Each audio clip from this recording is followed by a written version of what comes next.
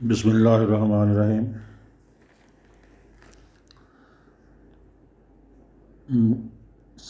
اس کے بعد سید مودودی رحمۃ اللہ نے تفہیم القرآن جو لکھی ہے اس کا مقدمہ بھی لکھا ہے۔ ہم مقدمہ لکھنے کا مقصد وہ خود ہی واضح کرتے ہیں۔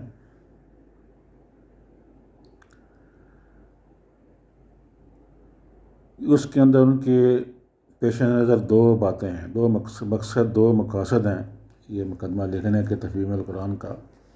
قرآن کا مقدمہ نہیں ہے، یہ تفہیم قرآن کا مقدمہ ہے۔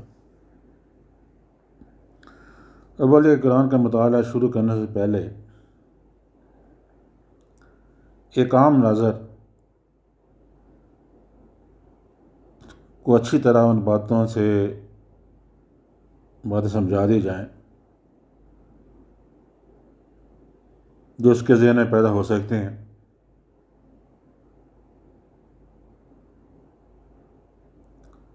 اور اس کی وجہ سے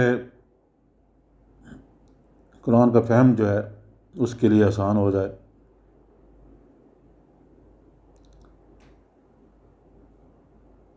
ورنہ یہ باتیں مطالعے کے دوران بار بار اس کے ذہن میں آتی رہیں گی، اور ان کو نہ سمجھنے کی وجہ سے آدمی کئی برس تک بلکہ برسوں تک قرآن کی سطح پر ہی گھومتا رہے گا، گہرائی میں اترنے کا راستہ اسے نہیں ملے گا۔ تو وہ باتیں سید مودودی نے شروع میں واضح کر دی ہیں۔ دوسری ان کا مقصد یہ ہے کہ جو سوالات قرآن کا مطالعہ کرتے ہوئے انسانی ذہن کے اندر پیدا ہو سکتے ہیں، اس کا جواب پہلے ہی دے دیا جائے۔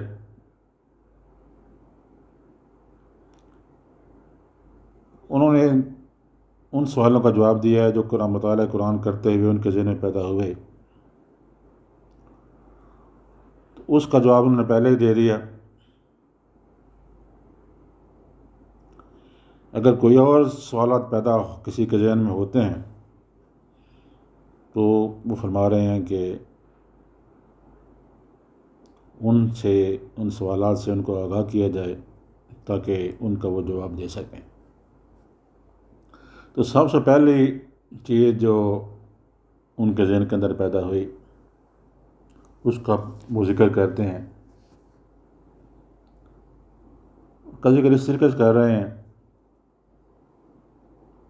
کہ عام قاری جو ہے جب کسی کتاب کا مطالعہ شروع کرتا ہے تو اس کے ذہن میں یہ ہوتا ہے یہ کتاب جو ہے اس کا ایک موضوع ہوگا،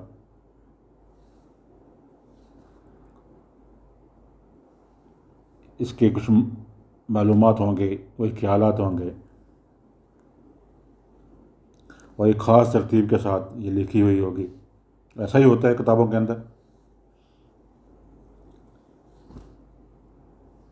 تو جب قرآن کا مطالعہ شروع کرتا ہے تو اس کے ذہن کے اندر یہی باتیں ہیں کہ ایک ترتیب کے ساتھ ہر چیز جو ہے لکھی ہوئی ہوگی، موضوع ہوگا اس کا کوئی۔ لیکن قرآن کے مطالعے میں ایسی بات نہیں ہے۔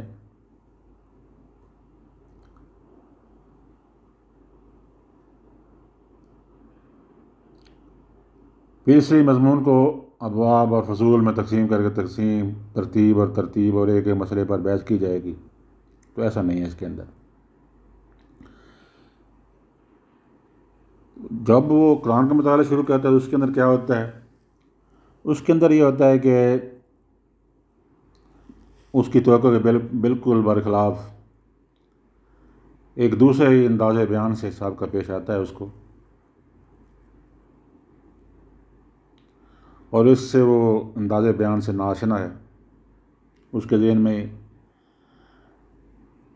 یہاں وہ دیکھتا ہے کہ اعتقادی مسائل، اخلاقی ہدایات، شرعی احکام، دعوت، نصیحت، عبرت، تنقید، ملاحت، بشارت، تخویف، تخویف، تسلی اور دلائل، شواہد، تاریخی قصے، اسرار کائنات کی طرف بار بار اشارے ہو رہے ہیں اور وہ ایک دوسرے کے بعد آ رہے ہیں۔ ایک ہی مضمون مختلف طریقوں سے مختلف الفاظ میں دہرایا جا رہا ہے۔ ایک مضمون کے بعد دوسرا اور دوسرے کے بعد اچانک تیسرا شروع ہو جاتا ہے، بلکہ ایک مضمون کے بیچ میں سے دوسرا مضمون یکا آ جاتا ہے۔ مخاطب اور متکلم بار بار بدلتے ہیں اور خطاب کا رخ بار بار مختلف سمتوں میں پھرتا ہے۔ بابوں اور فصلوں کی تقسیم کا کہیں نشان نہیں۔ تاریخ ہے تو تاریخ نگاری کے انداز میں نہیں، فلسفہ بعد الطبیعیات میں ہیں تو منطق اور فلسفہ کی زبان میں نہیں۔ انسان اور موجودات عالم کا ذکر ہے تو علومی طبیعی کے طریقے پر نہیں۔ تمدن، سیاست اور معیشت اور معاشرت سب کے اوپر گفتگو ہے، تو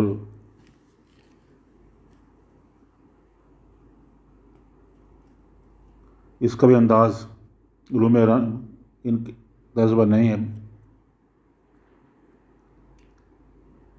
قانونی احکام اور اصول قانون کا بیان ہے تو مقننوں کے ڈھنگ سے بالکل مختلف۔ اخلاق کی تعلیم ہے تو فلسفہ اخلاق کے سارے لٹریچر سے اس کا انداز جدا۔ یہ سب کچھ اپنے سابق کتابی تصور کے خلاف بیٹھ کر آدمی پریشان ہو جاتا ہے۔ تو یہ پہلا شبہ جو انسان کے ذہن کے اندر پیدا ہوتا ہے اس کا انہوں نے ذکر کیا، اور اس کو یوں محسوس ہونے لگتا ہے کہ ایک غیر مترتب، غیر مربوط، منتشر کلام ہے جو اول سے آخر تک بے شمار چھوٹے چھوٹے مختلف شذرات پر مشتمل ہے، مگر مسلسل اخبار کی شکل میں لکھ دیا گیا ہے۔ مخالف نقطہ نظر سے دیکھنے والا اسی پر طرح طرح کے اعتراضات کی بنا رکھ دیتا ہے، اور موافقانہ نقطہ نظر رکھنے والا کبھی معنی کی طرف سے آنکھیں بند کر کے شکوک سے بچنے کی کوشش کرتا ہے، کبھی اس ظاہری بے ترتیبی کی تعویلیں کر کے اپنے دل کو سمجھا لیتا ہے، کبھی مصنوعی طریقے سے ربط تلاش کر کے عجیب نتائج نکالتا ہے، اور کبھی نظریہ شذرات کو قبول کر لیتا ہے، جس کی وجہ سے ہر آیت اپنے سیاق و سباق سے الگ، جو کہ ایسی معنی افرینیوں کی اما جگہ بن جاتی ہے جو قائل کے منشا کے خلاف ہوتی ہے۔ یہ پہلا شبہ جو انسان کے ذہن کے اندر اس کو پیدا ہوتا ہے اس کا انہوں نے ذکر کیا ہے۔ تو دوسرا شبہ جو ان کے انسان کے ذہن کے پیدا ہو دوسرے لیکچر کے اندر میں بتاؤں گا۔ تو اس شبے کے اندر یہی ہے کہ انسان جو ہے اس کا موضوع جو ہے، قرآن جو ہے کچھ مختلف انداز میں اس کا انداز ہے، تو اس کی طویلیں کرنے کے بجائے وہ انداز کیوں ہے اس کی تفصیل بھی سید مودودی صاحب بیان کریں گے آگے چل کر۔ فی الحال انہوں نے یہ پہلا شبہ جو ان کے ذہن کے اندر پیدا ہوا اس کا انہوں نے جواب دیا ہے، اس کا انہوں نے ذکر کیا ہے، جواب نہیں دیا، ذکر کیا ہے۔